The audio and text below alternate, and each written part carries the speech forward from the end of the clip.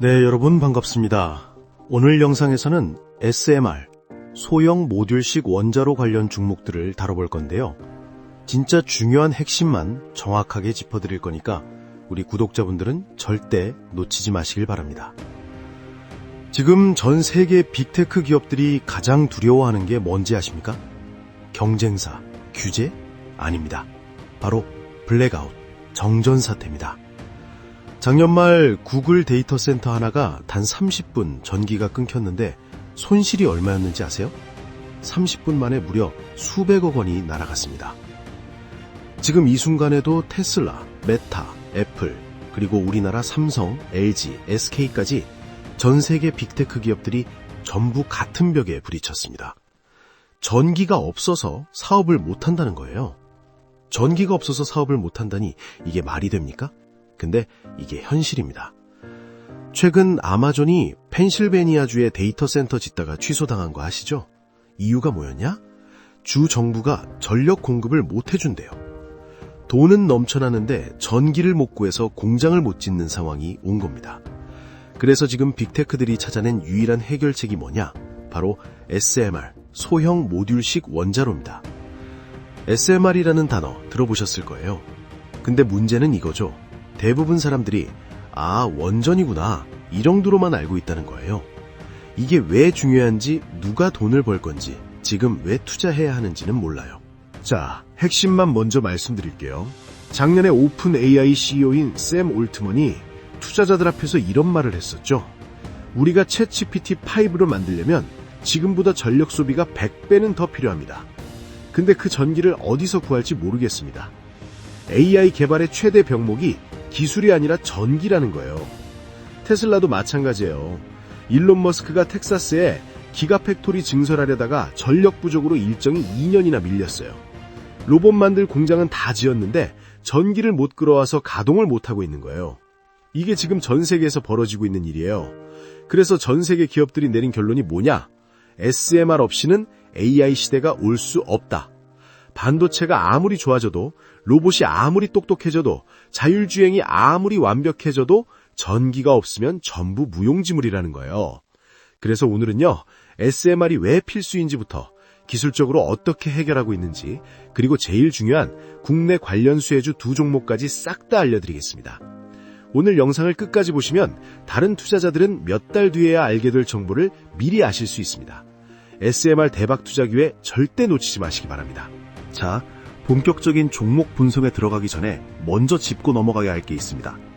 지금 글로벌 빅테크 기업들이 왜 전력 확보에 사활을 걸고 있는지, 그리고 왜 재생에너지로는 한계에 부딪혔는지를 알아야 합니다. 지금 데이터 센터 시장이 얼마나 빠르게 커지고 있는지 아시죠? 근데 여기 큰 함정이 하나 있습니다. 올해 초 메타가 발표한 자료를 보면 메타가 운영하는 데이터 센터들의 전력 소비량이 작년 대비 60% 증가했습니다. 근데 더 충격적인 건 내년엔 이게 2배로 뛸 거라는 거예요. 여러분, 이게 무슨 의미인지 아세요? 전기 수요가 공급 속도를 압도적으로 추월하고 있다는 겁니다.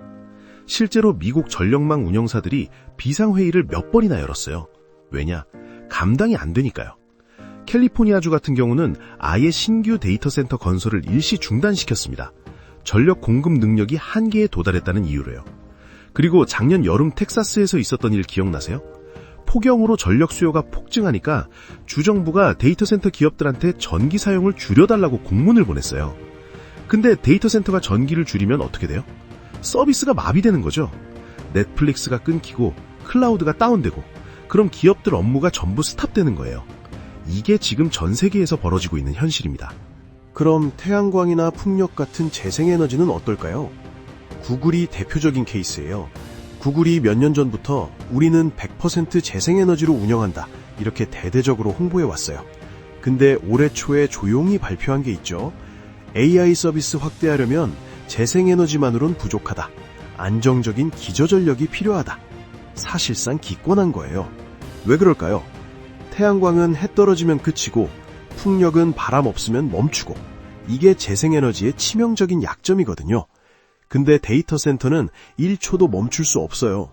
24시간 365일 돌아가야 됩니다. 재생에너지의 가장 큰 문제가 뭐냐? 예측 불가능이에요. 해가 쨍쨍하면 태양광이 넘쳐나는데 비 오면 뚝 떨어져요. 풍력도 마찬가지고요. 근데 AI 데이터 센터는 날씨 봐가면서 돌릴 수 없잖아요. 오늘 흐리니까 챗 GPT 서비스 중단합니다. 이럴 순 없는 거예요.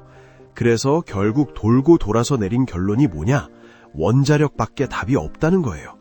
그래서 지금 빅테크들이 어떻게 움직이고 있냐? 마이크로소프트가 올해 발표한 거 보면 펜실베이니아에 있는 오래된 원전을 다시 가동시키기로 했어요. 20년 동안 멈춰있던 원전을요. 거기서 나오는 전기를 전부 자신들의 데이터 센터로 끌어오겠다는 거예요. 아마존은 더 적극적이에요. 엑스에너지라는 SMR 회사에 5억 달러를 투자했어요. 우리가 직접 전기를 만들겠다라고 선언한 거죠. 구글도 카이로스 파워라는 SMR 회사랑 전력 구매 계약 맺었고요. 빅테크들이 전부 같은 방향으로 움직이고 있습니다. SMR로요. 왜냐? 다른 대안이 없거든요. 그리고 중요한 건 이게 미국만의 얘기가 아니라는 거예요. 우리나라 삼성, SK, LG도 똑같은 고민을 하고 있어요.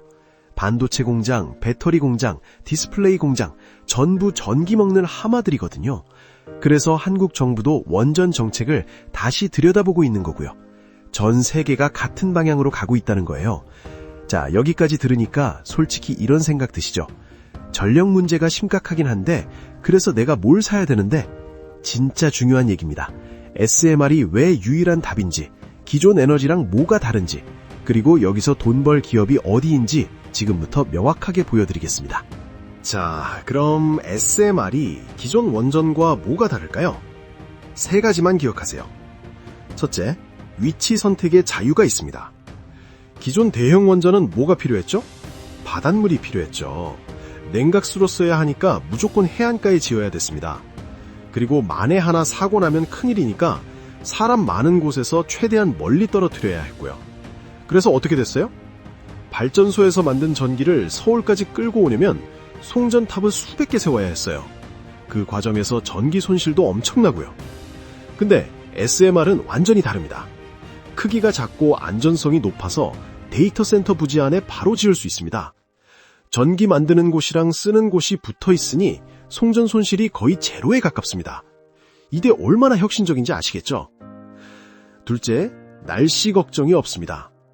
얼마 전에 유럽에서 큰 문제가 생겼어요. 무슨 문제냐면 겨울에 바람이 안 불었다고 합니다. 때문에 풍력 발전 비중이 높은 독일이랑 영국이 난리가 났죠. 전기료가 폭등했어요. 재생에너지의 가장 큰 문제가 예측 불가능이라고 말씀드렸었죠. 하지만 SMR은 비가 오든 눈이 오든 1년 내내 똑같은 양의 전기를 생산해요. 안정성이 핵심인 거죠. 셋째, 속도가 빠릅니다. 기존 원전 하나 짓는데 얼마나 걸리는지 아세요? 평균 15년이에요. 계획 세우고 인허가 받고 공사하고 시험 가동하고 기간과 과정이 굉장히 깁니다. 근데 지금 AI 기술은 6개월마다 바뀌는데 15년을 기다릴 순 없겠죠? SMR은 접근 방식 자체가 다릅니다. 공장에서 모듈을 전부 다 만들고 현장에 가져가서 조립만 하면 돼요. 공장 제작 방식이에요. 건설 기간이 3년에서 5년으로 확 줄어듭니다. 그리고 전력 수요가 늘어나면 레고처럼 모듈을 하나씩 더 가져다 붙이면 돼요. 확장성까지 갖춘 거죠. 여기까지 들으면 이런 생각 드시죠? 그럼 왜 진작 안 만들었어? 2가지 이유가 있었어요. 첫째, 경제성 문제였어요. 초기 모델들은 발전 단가가 비쌌습니다. 대형 원전보다 킬로와트 시당 가격이 더 높았거든요. 그래서 기업들이 좋긴 한데 돈이 너무 많이 드네 하면서 주저했던 거예요. 둘째, 규제 문제였어요. 미국 원자력규제위원회가 굉장히 보수적이에요. 당연하죠. 안전이 최우선이니까. 근데 SMR은 새로운 기술이잖아요. 검증 자료가 부족하니 인허가가 안 나온 거예요. 그런데 지금 이 2 문제가 동시에 해결되고 있습니다. 첫째, 양산 효과가 나타나기 시작했어요. 뉴스케일 파워 같은 회사들이 표준 설계를 확정하고 여러 개를 동시에 만들기 시작하니까 가격이 뚝뚝 떨어지고 있어요. 둘째, 미국 정부의 전폭 지원입니다. 바이든 행정부 때 인플레이션 감축법으로 원자력에 엄청난 보조금을 쏟아붓기로 했고요. 현재는 트럼프가 집권하고 있지만 이 기조는 안 바뀔 거예요. 왜냐? 중국과의 AI 경쟁에서 이기려면 전력이 필수니까요. 국가가 나서서 밀어주고 있는 상황입니다. 지금까지 SMR이 왜 필수인지, 기술적으로 어떻게 해결하고 있는지 말씀드렸습니다. 근데 여기서 끝이 아니에요. 이제부터가 진짜 중요한 내용입니다.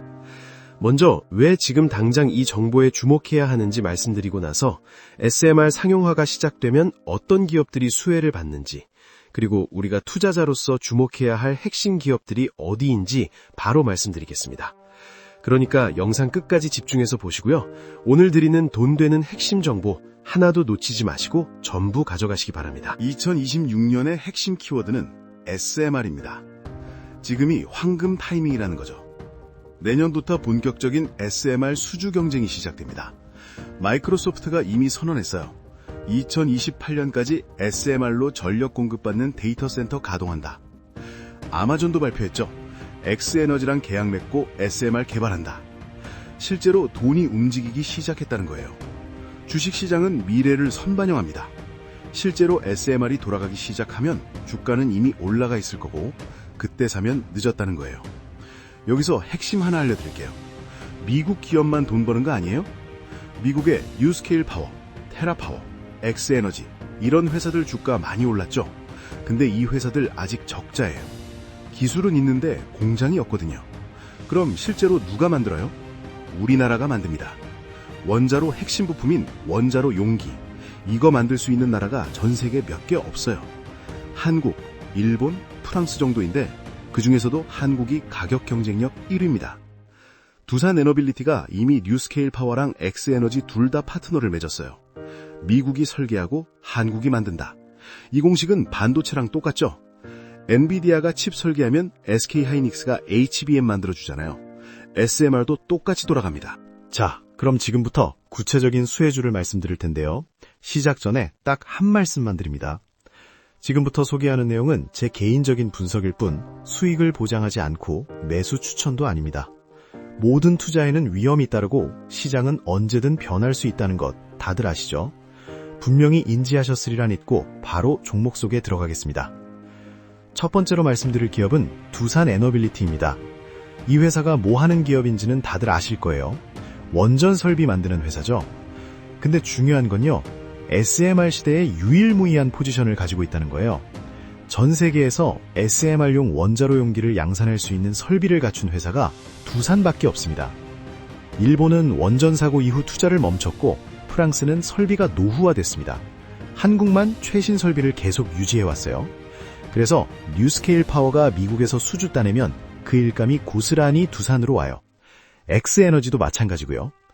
실제로 두산이 올해 발표한 거 보면 SMR 관련 잠재 수주액이 10조 원이 넘습니다. 이게 앞으로 5년에서 10년에 걸쳐서 들어온다는 거죠. 그리고 중요한 게 하나 더 있어요. 두산이 단순히 부품만 공급하는 게 아니라 유지보수까지 장기 계약을 맺습니다. 원전은 한 번 지으면 60년 돌아가거든요. 그 60년 동안 계속 돈이 들어온다는 거예요. 구독 모델이나 마찬가지예요. 두 번째 기업은 DLENC입니다. DLENC는 건설사 아니야? 맞습니다. 건설사예요. 근데 왜 SMR이랑 관련이 있냐? 이 회사가 바로 엑스에너지의 초기 투자자거든요. 남들이 SMR 진짜 되는 거 맞아? 할 때 DLENC는 2천만 달러를 투자했어요. 그리고 단순히 돈만 넣은 게 아니라 건설 파트너로 들어간 거예요. SMR은 결국 발전소인데 이 발전소를 누가 지어요? 건설사가 짓죠. DLENC가 엑스에너지랑 같이 개발한 게 뭐냐면 모듈형 건설 공법이에요. 공장에서 모듈을 만들어서 현장에서 조립만 하는 방식. 이게 되면 건설 기간이 확 줄고 비용도 확 줄어듭니다. 그리고 최근에 아마존이 엑스에너지에 5억 달러 투자했죠. 엑스에너지 가치가 올라가면 초기 투자자인 DLENC 지분 가치도 올라가는 거예요. 게다가 실제 SMR 짓는 공사도 DLENC가 따낼 확률이 높고요. 지분 투자 수익 플러스 건설 수주, 두 마리 토끼를 다 잡는 구조입니다. 근데 지금 주가는 어떻냐? 건설 경기 안 좋다고 바닥이에요. 완전히 저평가되어 있는 거죠. 이게 기회라는 거예요. 정리해보면 두산 에너빌리티, DLENC 두 회사의 공통점이 뭐예요? 미국 SMR 기업들이랑 긴밀하게 연결되어 있고요. 실제 매출이 나러 구조를 갖추고 있습니다. 그런데 아직 시장에서 제대로 평가받지 못하고 있어요. 이걸 외국인들은 벌써 알고 있습니다. 그래서 조용히 모으고 있는 거고 지금이 선점할 타이밍이라는 거죠. 다만 주의하실 점이 있습니다.